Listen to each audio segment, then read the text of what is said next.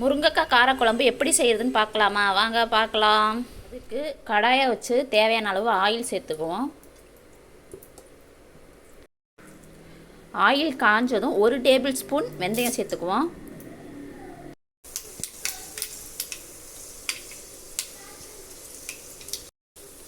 வெந்தயம் பொரிஞ்சு வந்தோடனே தேவையான அளவு கருவேப்பிலை சேர்த்துக்குவோம்.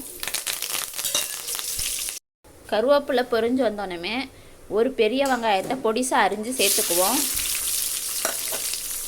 வெங்காயம் பொன்னிறம் வர அளவுக்கு வதக்கி எடுத்துக்குவோம்.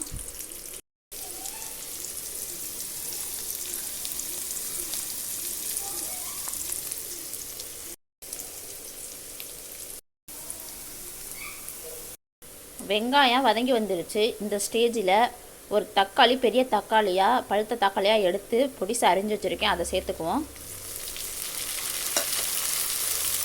தக்காளி கரைஞ்சி வர அளவுக்கு வதக்கி எடுத்துக்குவோம்.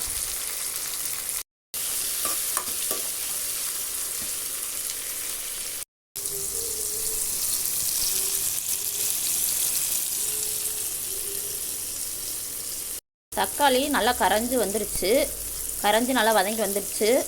இந்த ஸ்டேஜில் முருங்கைக்காவை சேர்த்துக்குவோம்.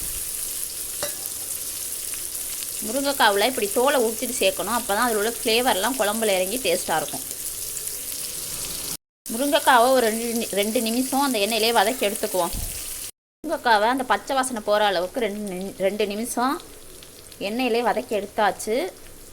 இப்போதைக்கு மிளகாய் தூள் ஒரு 2 டேபிள் ஸ்பூன் சேர்த்துக்குவோம். நீங்கள் காரத்துக்கேற்ப சேர்த்துக்கோங்க.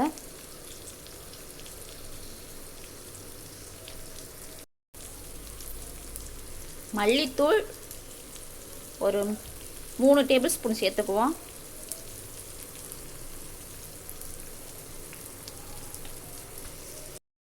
பெருங்காயத்தூள் கொஞ்சோண்டு சேர்த்துக்குவோம், செரிமானத்துக்காண்டி.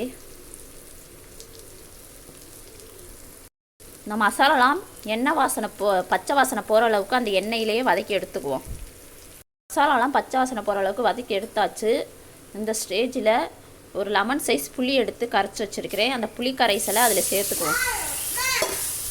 புளி கரைசலை சேர்த்தாச்சு. இப்போ தேவையான அளவு தண்ணி சேர்த்துக்குவோம். தேவையான அளவு சால்ட்டு சேர்த்துக்குவோம்.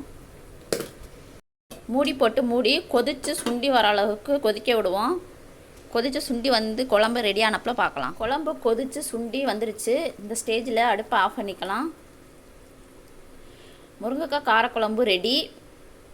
இந்த ரெசிபி பிடிச்சிருந்தா லைக் பண்ணுங்கள், ஷேர் பண்ணுங்கள், கமெண்ட் பண்ணுங்கள். மறக்காமல் நம்ம சேனலை சப்ஸ்கிரைப் பண்ணிக்கோங்க. பாய், see you.